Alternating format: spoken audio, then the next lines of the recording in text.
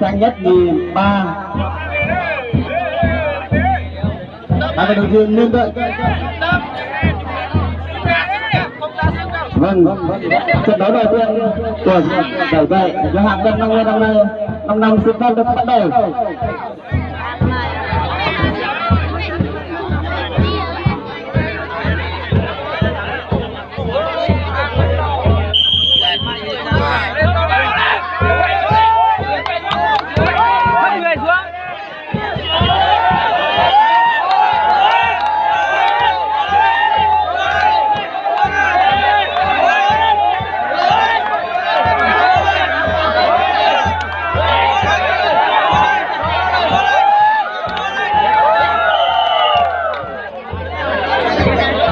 Đầu tiên một công nhân về tháo vào trong hố cửa. Hai vận động viên đổi sân.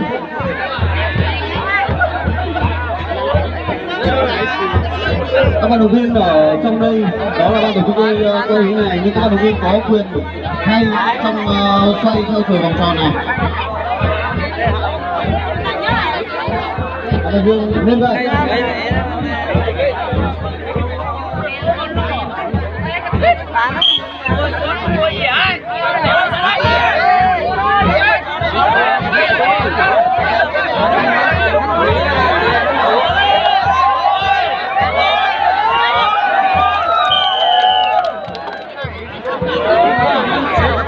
Hai công nhưng mà tháo vào cái hố cửa.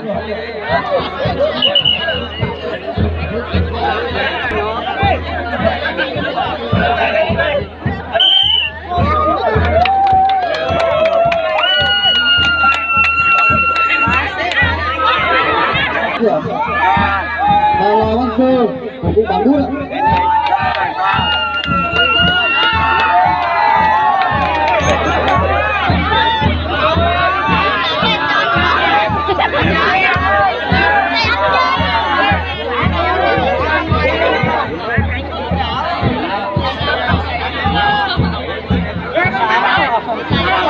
Đâu tháo vào ở đâu.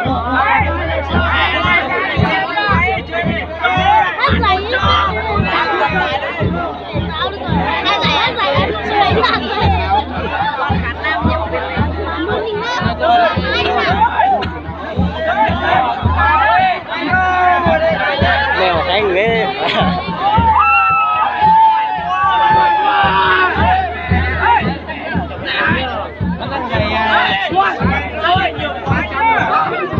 Leo xanh chơi dưới đây qua. Đang chơi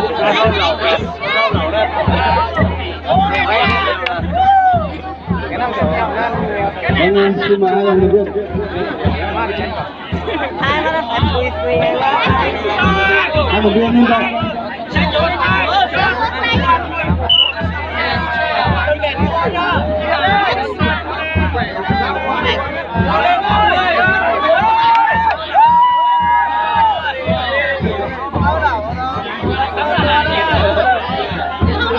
cái súng này gió lẩu rồi đấy. Cái bên lẩu đây là bèo. Bên lẩu.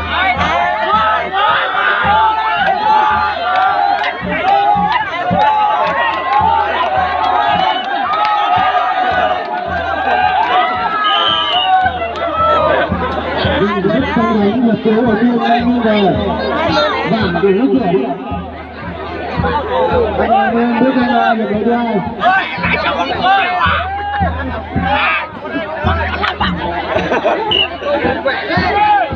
Ai đã sợ nó đầu à leo hay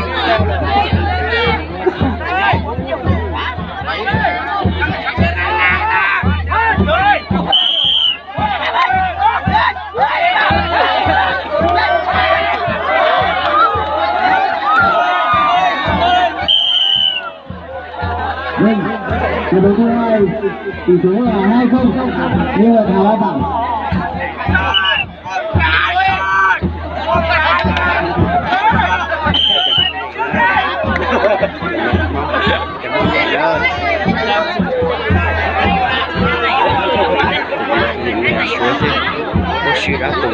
Vâng, chúng ta ở trận 6 năm trận đầu tiên của phòng quân xuống nào xuống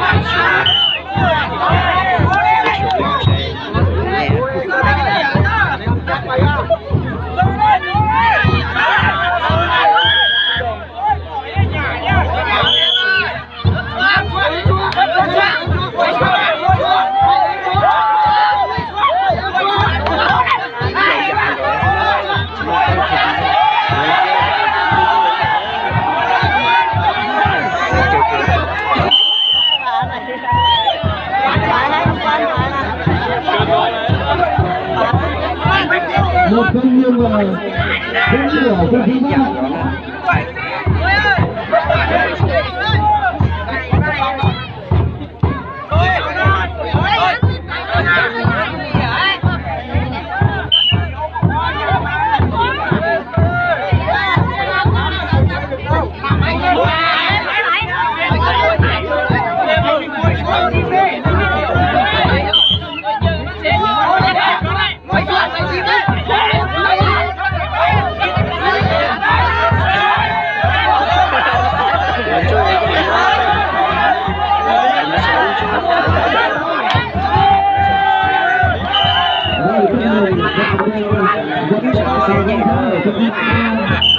nó tưởng nó chơi Mai không, nhưng mà cũng đổ của chúng ta.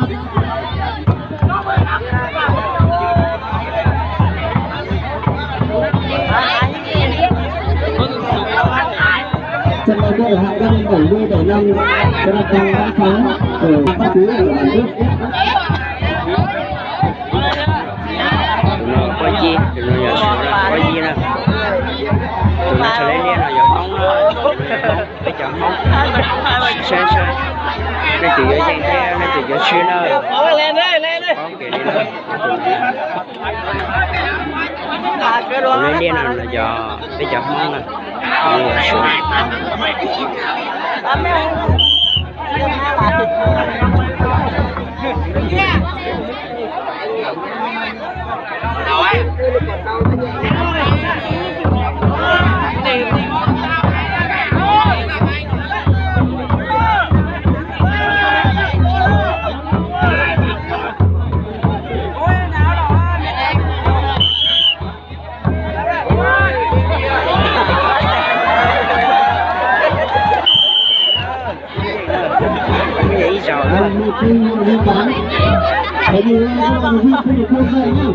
Đập bóng thở ra con tôi đi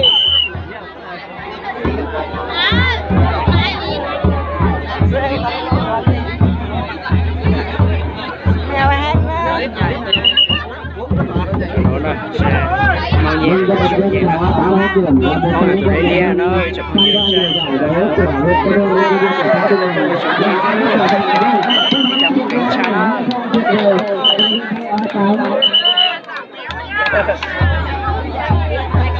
anh mong sao mình bán gì đây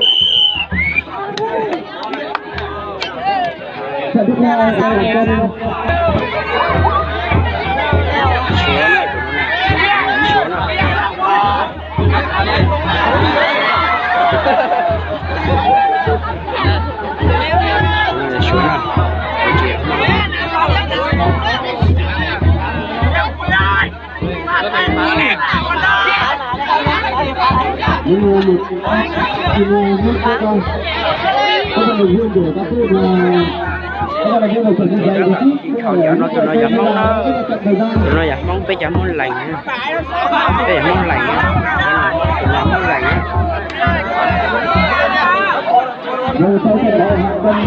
sẽ mong cái sửa là kiểu nhà cái để bây giờ mong tụi nó chạy nhà chạy bây giờ tạm khó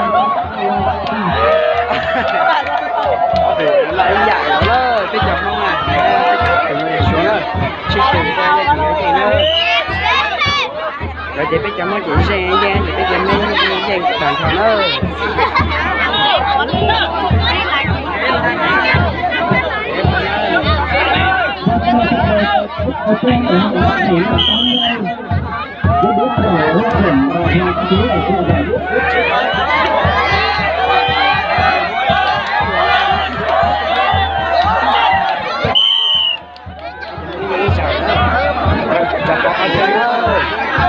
mà xe này thì như vậy ơi được say thì tiền ơi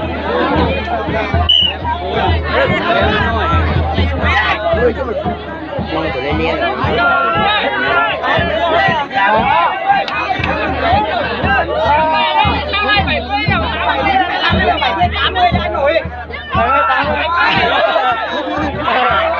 cho nó lấy cái chỉ tàu từ biết cho nó như là cha lấy chỉ tàu xe này mà cái chỉ cho nên này là cái giả sư này là cái giả sư cho lấy chỉ cả nó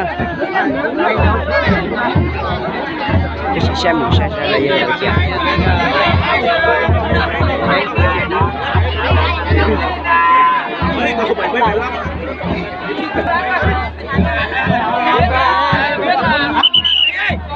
bà con lau đồ nó bà con lau đồ xe để tổ phu lên đây để tổ phu xe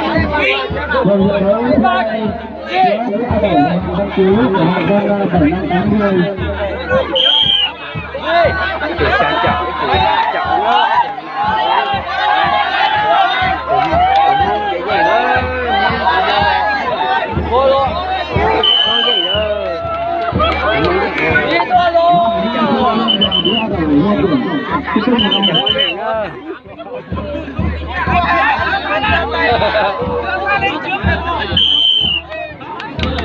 Đi ơi, mày thua à? Mày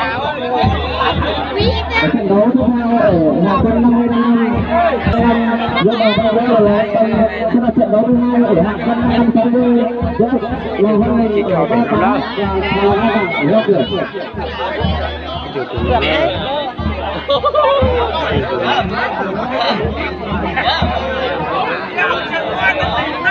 tụi này có duyên rồi tụi Hôm nay của chúng tôi xin báo là 19 giờ 30 phút tối ngày hôm nay tại sân văn hóa thủ đô áp theo tổ chức ở trao giải cho các thành viên là giải các đồng chí tổng của các đội và các vận động viên tham gia vào cuộc các trận và giải luôn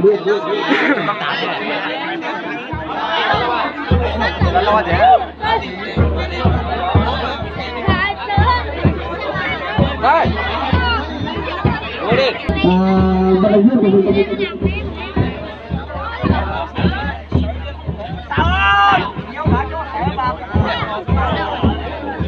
tụi nó ở tụi số gì ở tụi bây giờ có gì nè bây giờ có gì nè chỉ có lên ở tụi có gì nè sẽ chọn nó Khả năng. Ngồi xuống xuống tốt. Nào đi, hết khả năng. Thua lỗ. Hết khả năng nhá. Đây. Liêm về anh đón không ở trên phát. Thế mòn đâu vậy? Biết chưa?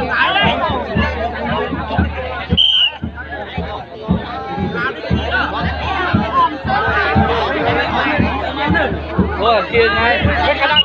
Khỏe đi con. Ủa đây là kia. Ủa đây. Thôi. Vâng, tất cả chúng tôi cùng lên là anh với tỷ số là 2-0.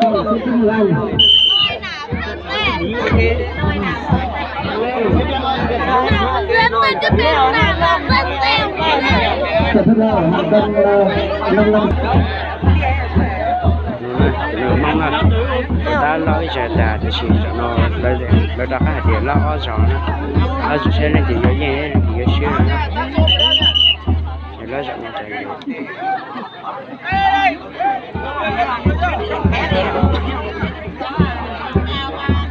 lấy cho nó tụi nó biết được không chơi gì Mấy cái này nó lại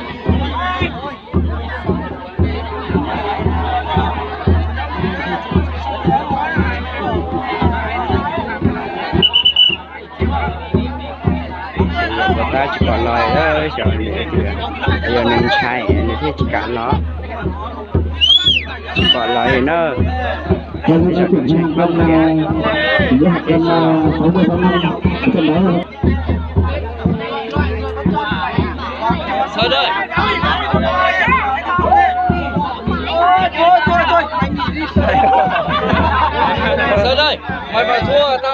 bả bay một phát luôn. Tụi mày đó, ở tụi quay gì chị nè. Sao đây? Mày mà thua tao bả mày luôn.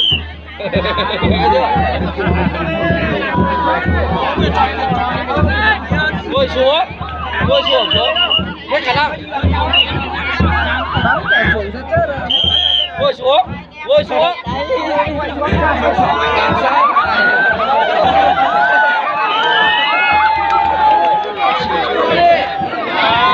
Chịu thua đi.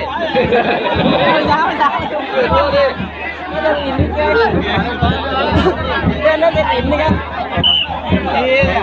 Chịu thua đi.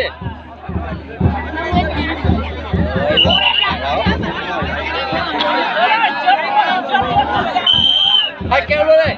Ôi rồi. Này đây. Đó rồi. Thôi. Không phải là nữa.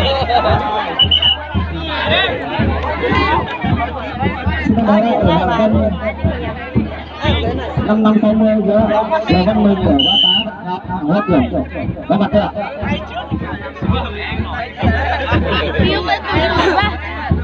Sơn mà thua tao bả mày luôn đấy. Anh đi chụp ảnh nhá. Vận động viên của mình bắn và hai vận động viên khác vào chúng tôi vẫn tạo điều kiện.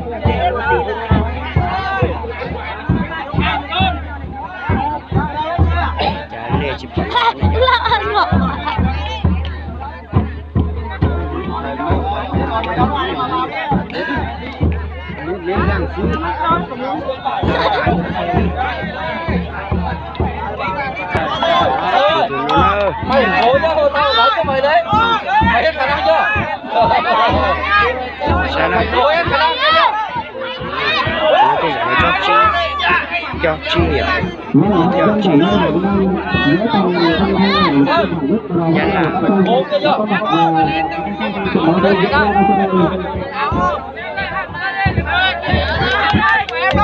chú kia cho chi Áo ra. Người áo ra.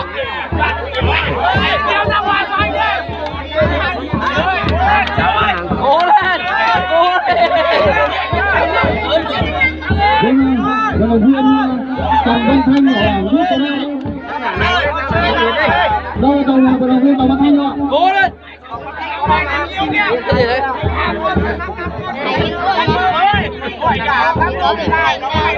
Vận động viên Trần Văn Thanh của cả nước ạ.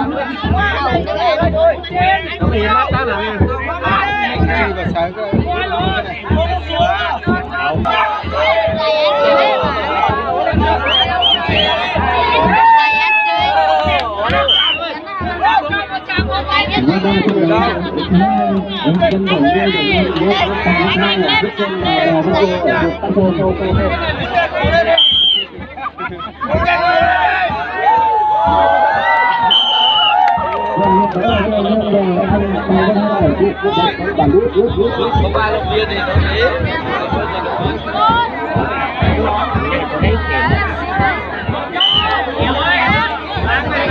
Câu chuyện này sẽ là trận đấu tiếp theo của học sinh 7580 với hàng cuối là Văn Tình. Còn hai chú ở khu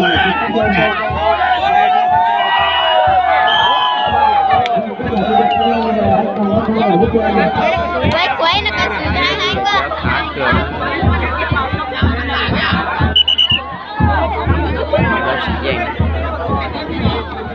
Ba lẩu. Bảy năm 80 với Hoàng Ngân Tú ở khu Bản Đức và Hoàng Văn Tình ở khu Bắc Sơn.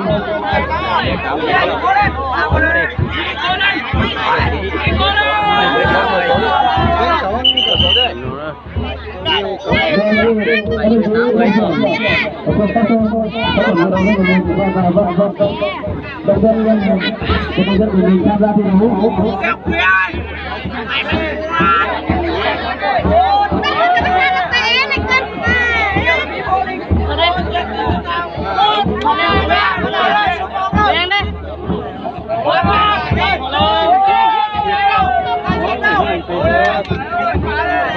Đập lên, đập đi, vận động viên đang thiếu lên.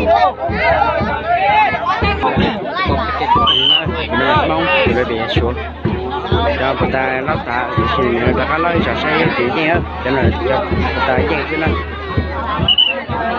rồi suy nghĩ tao chỉ cho nó tao lâu rồi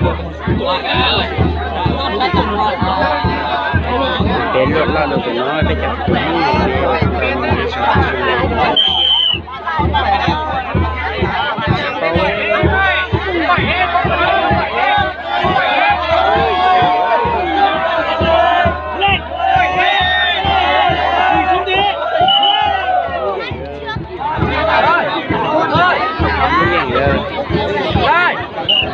chà bây giờ không được ơi ngồi lên cho vào đây à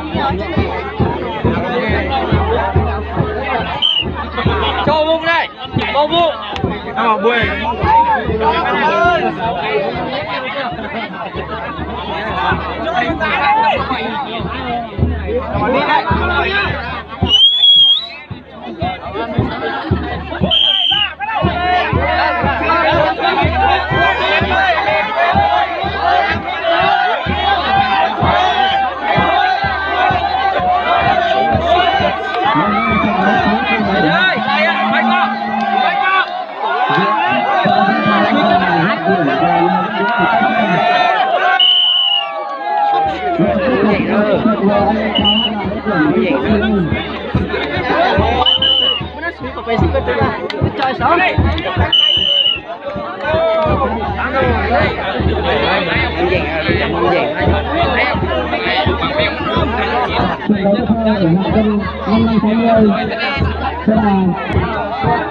Rồi, tụi nó mong thôi. Đây cô chú bạn đi làm bài chẳng có tay là sẽ cùng đi đâu rồi.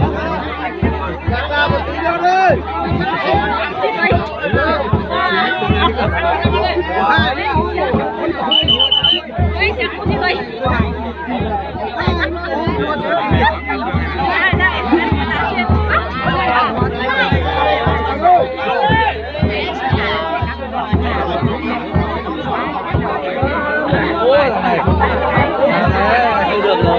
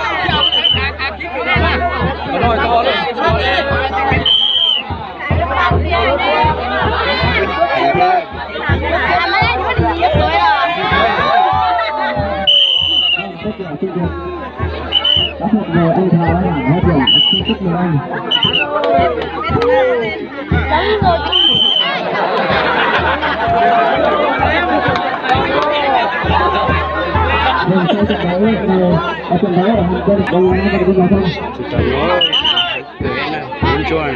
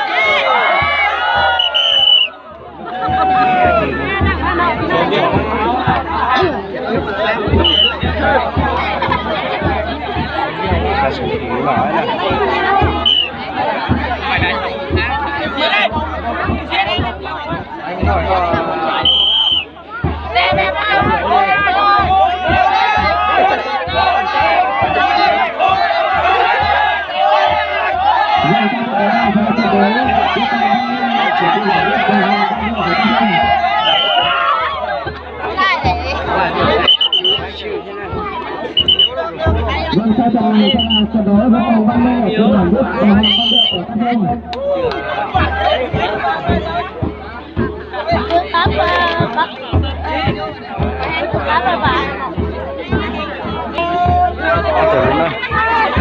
Ô thì về cho nó chi ra. Sơn ơi, Sơn, không được cười nghe chưa? Không được cười nghe chưa? Đến Tùng Văn Minh ở trên bảng nhất ạ. Đây là vận động viên của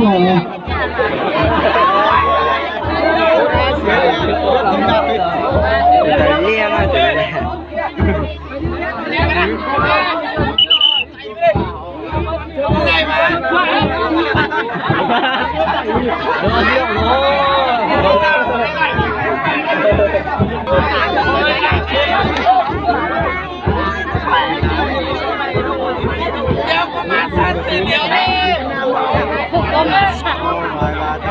Rồi lại thì đây họ chơi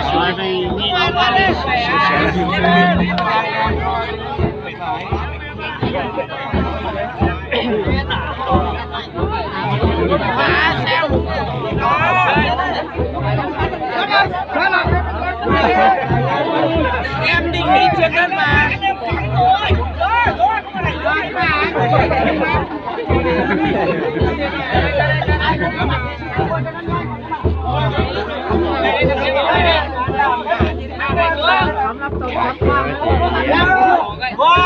Đây lên cái mặt đi.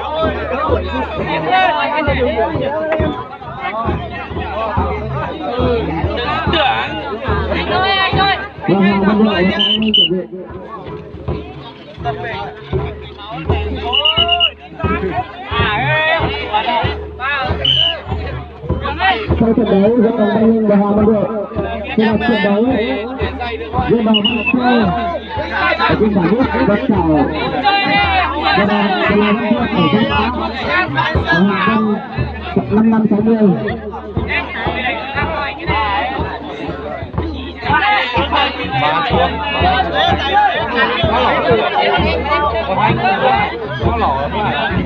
Không lấy bạn.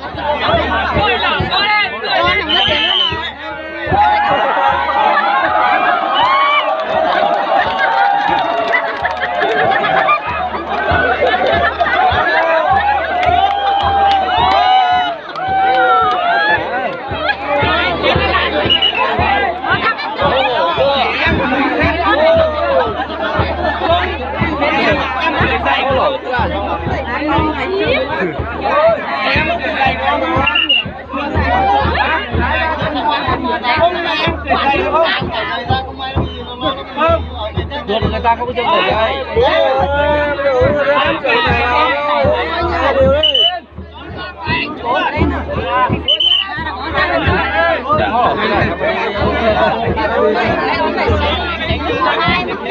Trận đấu tiếp theo sẽ là trận đấu giữa Tân Đào Văn Sơ ở trên bảng nhất và Hoàng Văn Đệ ở trên bảng tám.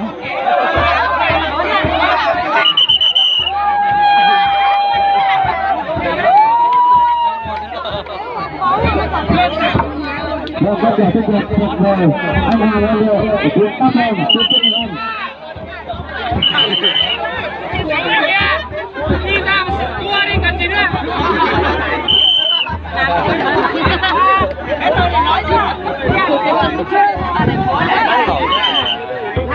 Trận đấu theo sau đầu giữa vận động viên Đào Văn Sơ ở trên bảng nhất và vận động viên Đào Văn Minh ở trên Cát Đá. Thôi. Đi lên bóng lại ha. Đại hiệu thôi.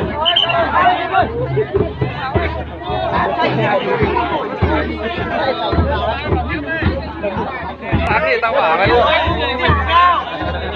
Cố lên, cố lên. Sao ơi? Sao? Đây là vận động viên Đào Văn Minh ở trên Cát Đá của Bắc Ninh.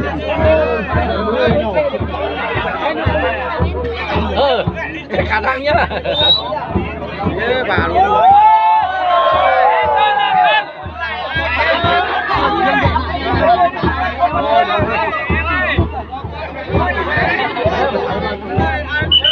Đây là hạng cân ở hạng 5560 với vận động viên Đào Văn Sơ ở trên bảng nhất và Đào Văn Minh ở trên Cát Đá.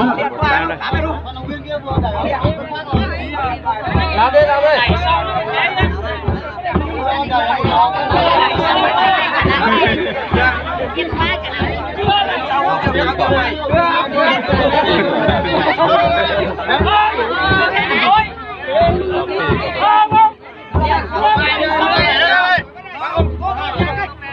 Và người tay đó. Vì sao vậy? Và đặc biệt các đồng chí trưởng đoàn chúng ta sẽ sắp xếp vận động viên của mình cho đúng luật cho hợp lý. Bây giờ vận động viên của cụm 38 hay là lấy tên luôn với ban tổ chức của ghi không?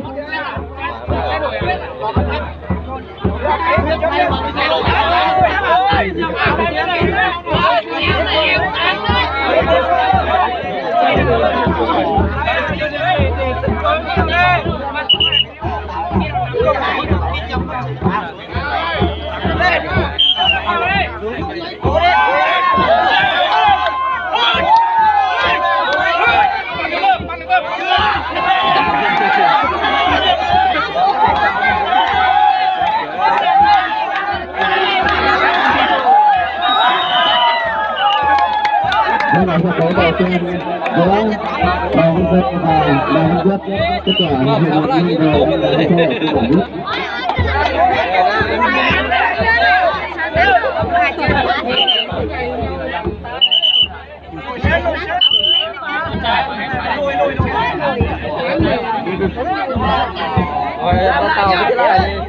sau trận đấu này sẽ là trận đấu ở hạng cân 60/5 giữa vận động viên Hà Văn Liệu của Tân Sơn và vận động viên Đào Văn Tuyên ở cụm 38.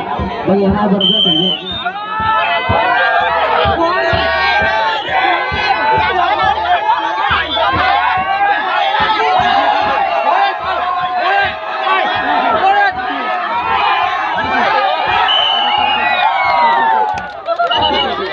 Trả chung trận Hà Văn Sơ ở cụm Quảng Đức.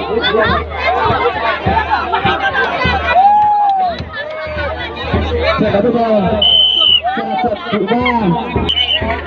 Xin tàu đấy.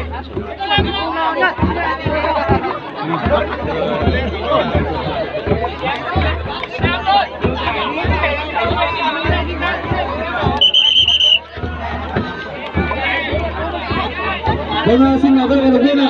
Các vận động viên nhanh chân được.